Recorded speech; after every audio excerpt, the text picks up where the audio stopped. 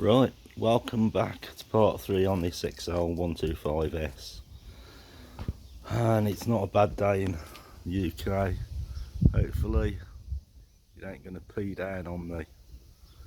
So, right, what we're doing today I need a battery box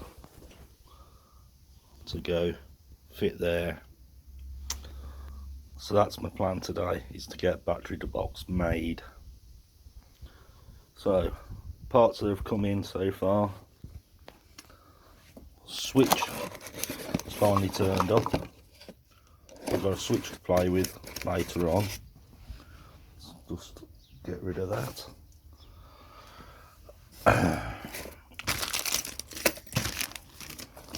Rev Counter Cable is turned up for it, so we can drop that on, see if the rev counter works. Get that out of the way.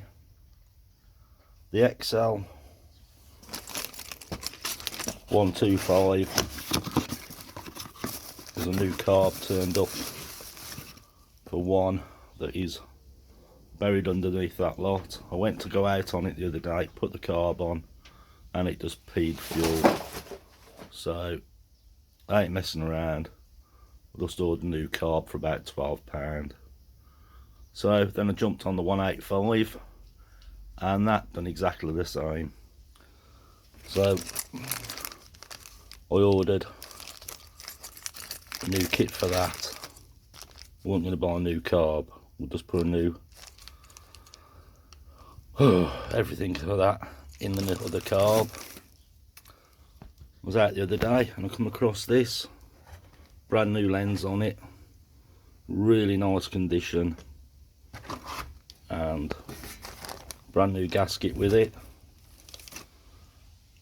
And he said, give me 20 quid for it. I couldn't get me 20 quid out fast enough, so that can go on the shelf and go into stock. Got some reflectors. Tommy needed some on the back of his bike, so ordered a little pack.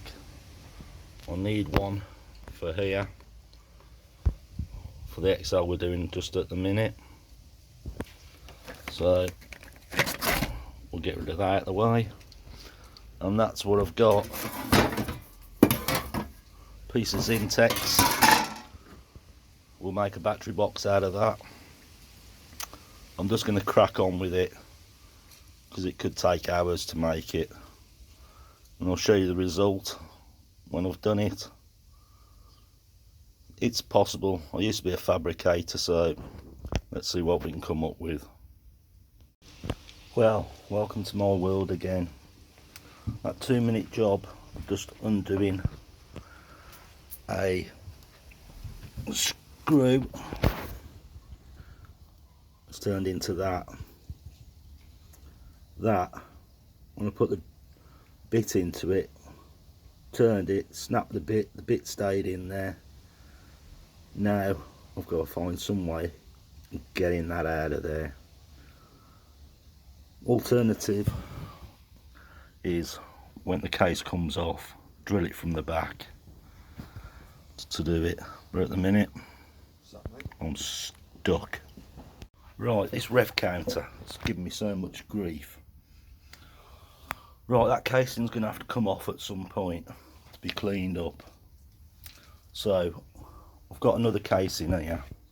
As you can see, it's a real bad one, but on the back where the speedo drive goes in, I can get to that when I take the casing off, and I can drill it from that side.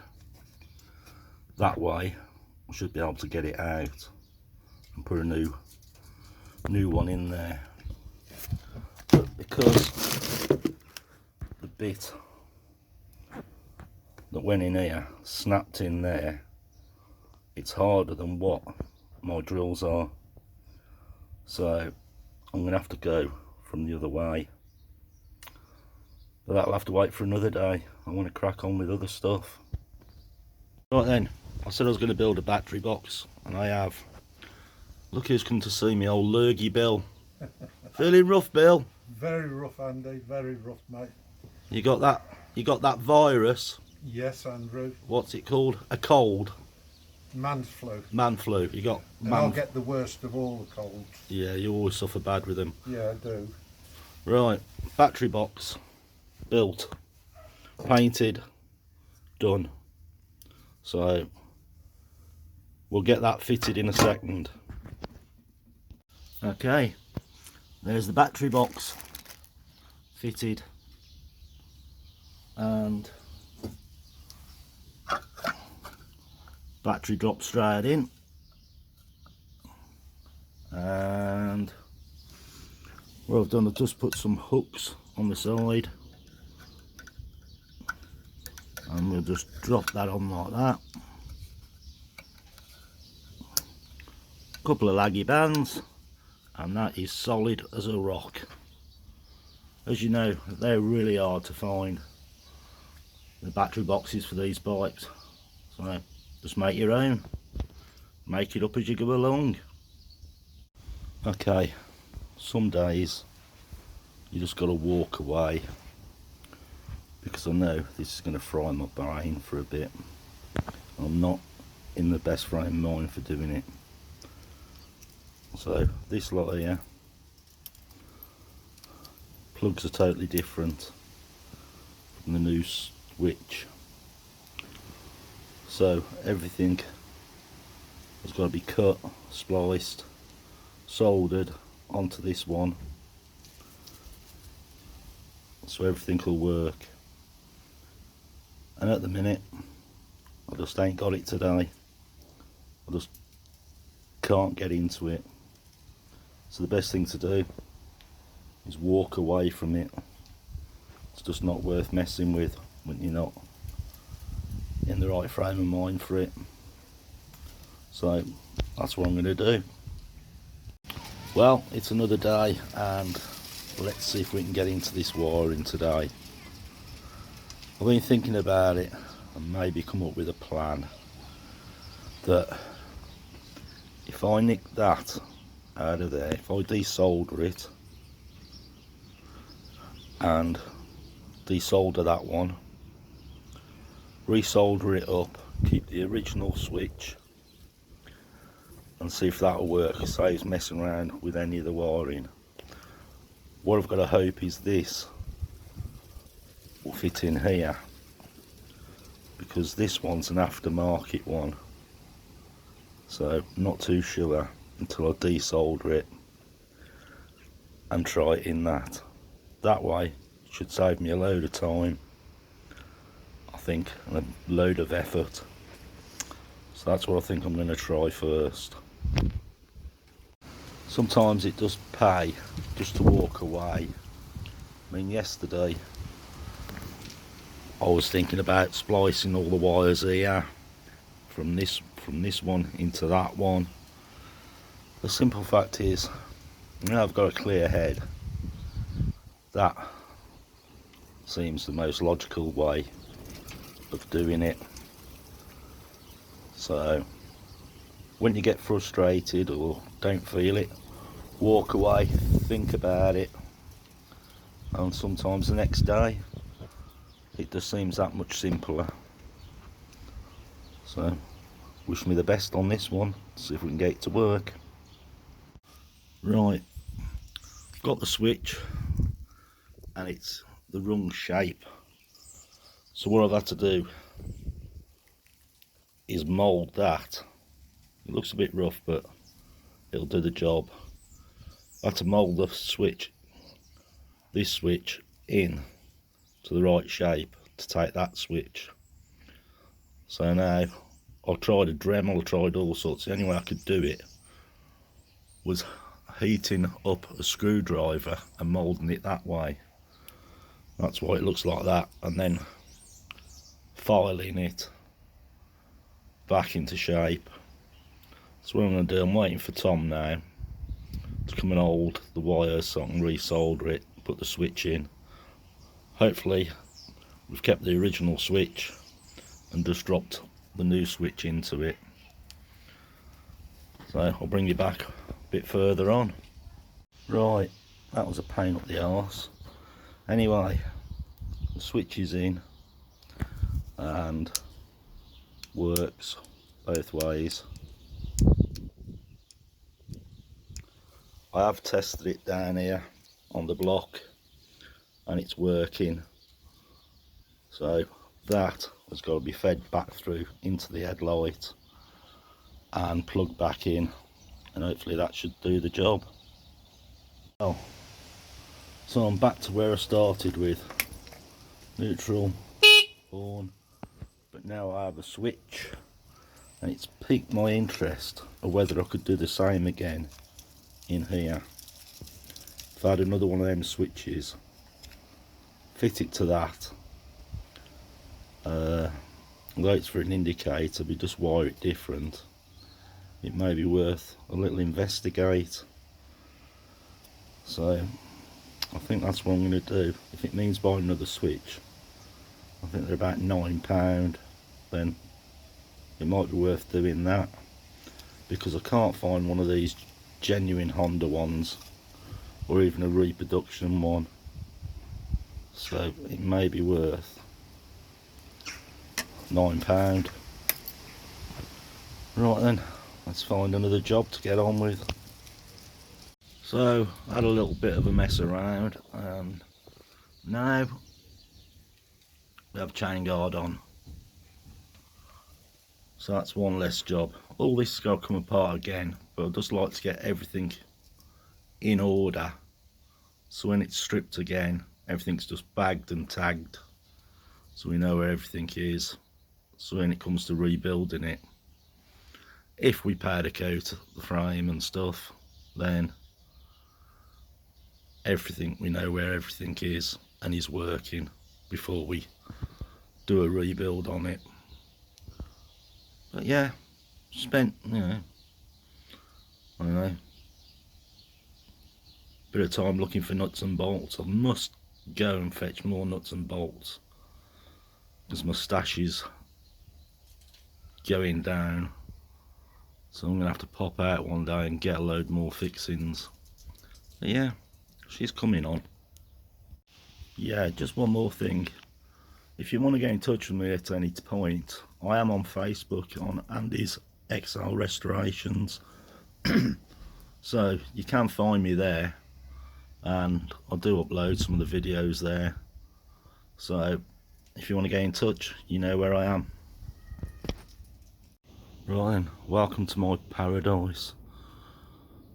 Let's get some of this stuff out of here.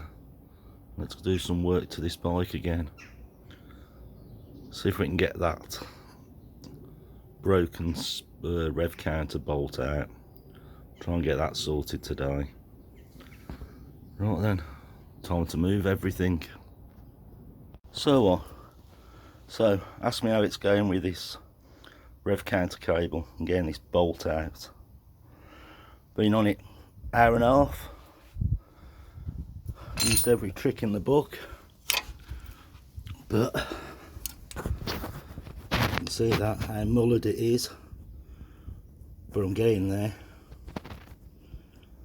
We'll get it out, tip tapping with the chisels, but hopefully that's not much further in.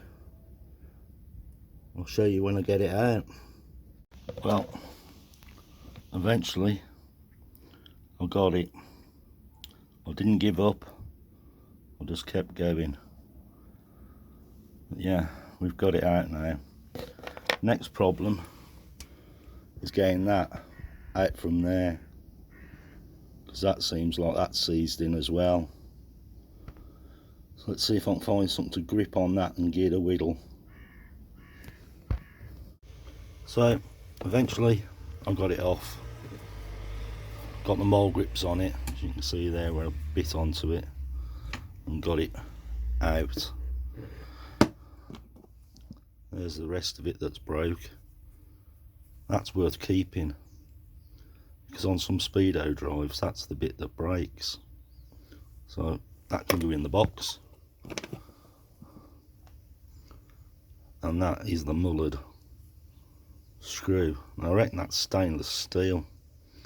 because I've tried drilling it, tried everything. It was so hard. Like I say, in the end I got it free with a chisel. Once I got it broke free, just had to keep tapping until I got it wound out enough. So we'll get a new one on there, and then we'll find out if the rev counter works. Right, I've come to fit the new rev counter cable. I fitted it, but it just wasn't seating right, and this is why. That's how much longer it is. So it just doesn't sit properly. So what I'm going to do is reuse the other one, take the inner out, put it in this one, and then I'm going to have to cut this off a little bit and see if we can get it to work that way and sit properly. So that plan don't work. Put this in the inner in this cable, you can see how much is sticking out. Well, if I cut some of this down, it's still too long, and there isn't enough of the square drive at the end. It only comes to there, and there's still too much cable to actually make it work. So it looks like I'm going to have to go with the aftermarket one, which I'm not happy about. We'll just have to put up with it. Right, that's it, that's on. And if you look here, this is where rev counter cable is supposed to rest against. What I've had to do is bring it the other side to try to lose some of it, but we'll just have to put up with it. And this thing here is supposed to push over. It's that hard, it won't push over. Shit cheap, but what can you do? So I've tried the rev counter. Rev counter does work now, but for some reason I'm having trouble starting it. Now I don't know if the carb has got a bit of crap gone in it and won't let it through, but when I give it a quick sniff of easy start down the plug hole, she fired straight up. So to me there's a fuel issue going on at the minute, so I'm going to have the carb out and have a look at that. So that's another job to do. There you go, rev counter working.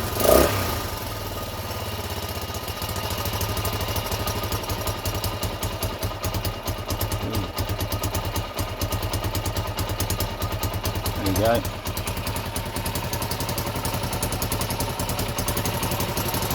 Right, now that's back up and running as it should be. I've just adjusted the cam chain, that's quietened it down a bit more. So what I think I'll play with now is this back mudguard. I'm going to get this cleaned up and get some of this rot out of it. You can see it's hold. So I'm going to get on the wire brush, clean it up best I can, and then I'll start welding it up. I'm going to crack on with that for a short while. Well, that's all cleaned up to what I want. Now I've flattened a lot of it out. What I'm going to do is make a patch to cover that. So that's what I'm going to have to do. I have looked at this back piece, and we'll start patching it from the back, so that way when you've got to use some filler, we can use it on the outside. Right, let me get the welder all set up and get it done. Well, since I've done the cam chain, that sounds so sweet now.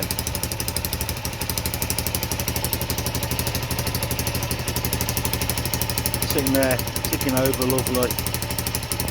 Anyway, back to this. That's all welded up. Don't forget these are holes that was behind here. Well, when this is linished back, you don't see none of that. So obviously I've had to plug all these holes up. But once it's linished back, it'll be sound. These ones, the same. They was just holes. Just plugged them all up. Same as that. Plated on the bottom as well. That'll be sound. I'll show you once it's all linished up. So all the holes have been plugged with weld, and all this here, this was all holes. All these little tiny little holes, they're not deep, but once that's had a skimmer filler over it, you'll not see it at all. So that's got rid of the rot, plus plate underneath, it's been linished. One's in the side, been done. So I'm going to find something else to do now. I think I'm going to take the back wheel out and just check that over. So I'm going to get that out, grease the spindle, clean the brakes, stuff like that. 5 minutes later, back wheel's out, spindle bit dirty, bit dry, so we'll clean that up a bit and re-grease it when it goes back together. Back brakes is sticking, as you can see. I'll have to push that back. They're not returning as they should. So we'll take the brakes off and we'll clean all this and get them returning properly. Actual brake shoes look brand new. So let's get it apart and get it done. Get it returning properly. As you can see, I've stripped it completely down and I've cleaned everything. So what I've got to do now is reassemble everything. As I reassemble, I'll grease everything and rebuild it. So it's all been on the wire brush, so it should go back together nice and simple. And if you've got to take it apart again at any time, it's all going to come apart easy. It's well worth spending just that extra time doing it. It'll save you in the long run.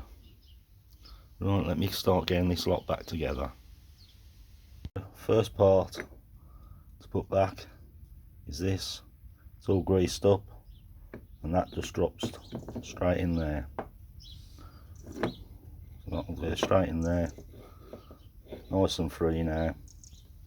Turn it over and you have a little felt washer. I'll just put a bit of grease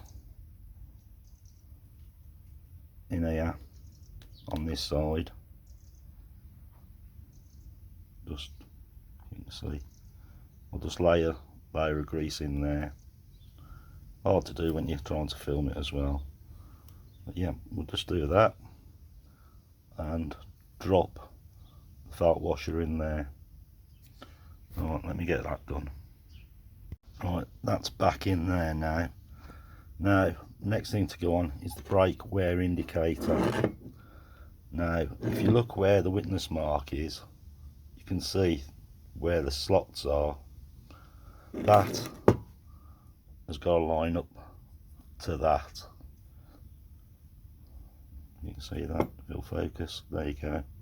That bit there has got to line up to the witness mark. So let me get that on next. Now I've reassembled it all again, put it all back together, all cleaned up, new pins, split pins in it, grease the chain as well. That's all back together nice, everything's working fine. So what I think I'm going to do next is take the shocks off, because they're pretty grotty. So while I've got the wire wheel out, I'll just give them a bit of a lick over. Cleaned the shock now and it looks a bit better. And something I didn't show you was the seat. When I got the seat, it was so badly covered that I took it to Julie, the wife. This was up here somewhere and I've got to redo it. That looks loads better to what it was. She's tightened it all up. It's saved 40 odd quid, or if me, because I'm tight, I'll get her to recover them for her. Just order the vinyl and she'll recover them. Cost me a tenner, but I like that with the xl125 on the side. So that's tidied that up. And some of these projects you do, they don't realise, people buy a project and they just don't realise the hours and the time that goes into them. That's why you see so many bikes for sale, projects started unfinished. They don't realise the money it costs. They start them. I was talking to a lad the other day, he bought a bike, cost him over £1,000. Then he bought an engine, cost him £500, and that was just the start of it. Now he's turned around and said I just can't afford to do it, and it's a shame. It was a 125 Honda Elsinore 1970, I think. He just doesn't realise what went into it, and I'm the worst in the world for buying projects. At the minute I've got 4 on the go, so yeah, it's a money pit game, and you can put that much money into them but you never get your money back. So you be really careful when you buy a bike, because the cost, unless you're prepared like me with that seat cover to make it work, then everything costs a fortune. Anyway, enough of me waffling on. It's gone cold now, so I'm going to pack up for the day. Right, after my little waffle on about be careful how much money you spend when you buy a bike and how much work you're prepared to put into it. Right, I've just took this off. As you can see, it's grotty. I've started to clean it up. That holds the speedo drive and the brake cable. So I'm gonna start again, start cleaning, and I think I might just primer it and then paint it silver, because it's that rusty. The coating that was on it has all pitted off it. We'll try and do something with it, clean it up a bit, make it look a bit better than what it does. So let's get on with it for a bit. That bracket is now cleaned up and painted. There you go, you can see that in the sun. That looks pretty good now, far better than what it was. You might see a bit better now. It looks as good as the one on Tom's bike. It'll pass. Now what am I up to? I'll show you what I'm up to now.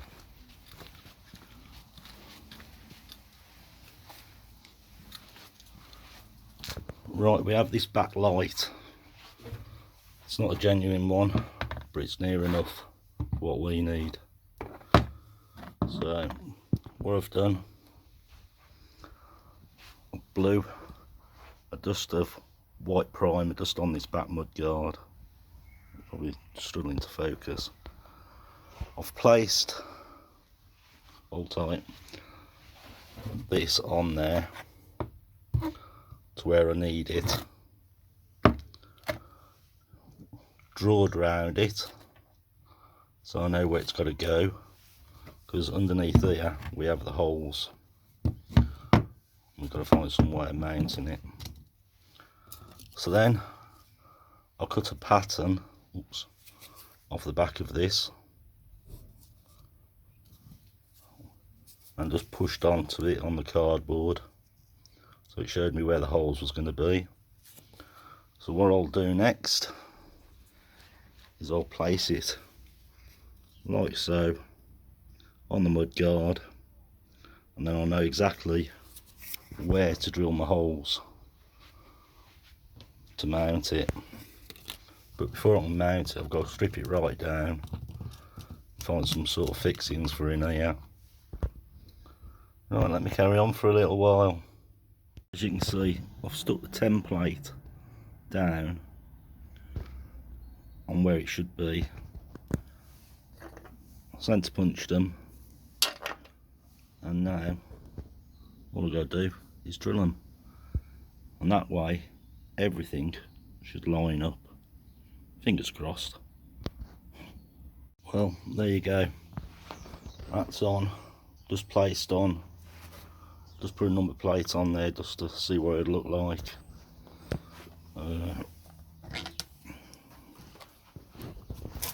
Yeah, unless you're a bobble hat, you wouldn't really know that that's not the correct backlight for it.